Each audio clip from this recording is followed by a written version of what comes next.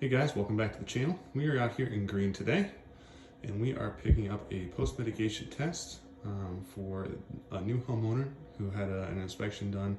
Test came back at 4.1, which is just above that ceiling to where mitigation is recommended.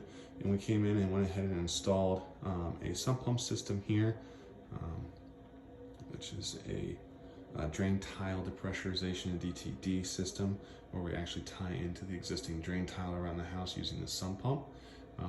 All that tile is perforated, so it has little air holes poked into it. Allows us to get really good communication throughout the whole perimeter of the home without really having to drill any holes into the existing subslab. We have our customized plastic airtight sump cover with access port. We went ahead and just cut a few spots for the existing structures and then ran our pipe into there, up the sidewall and out the foundation there. It's actually hiding behind the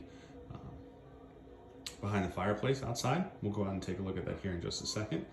Like I said, original test came back at 4.1. New average with this house is 0.1.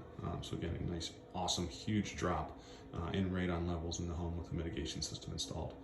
So give me a second here, we'll head outside and check out the system out there. All right guys, we are outside now in the house in Green, checking out the exterior portion of this system. You can see here where it came right out that foundation wall. We went ahead and stuck our electric box there, conduit running into the fan. Put a nice small fan on there so it's super quiet, but still doing a great job of pulling that radon out of the house. And then ran it straight up right above the roof line there. All of it hidden right behind this fireplace, so from the street you don't even notice that it's there, and we're still up to code and everything's looking good. Thanks for checking us out. Make sure you stay tuned for more content.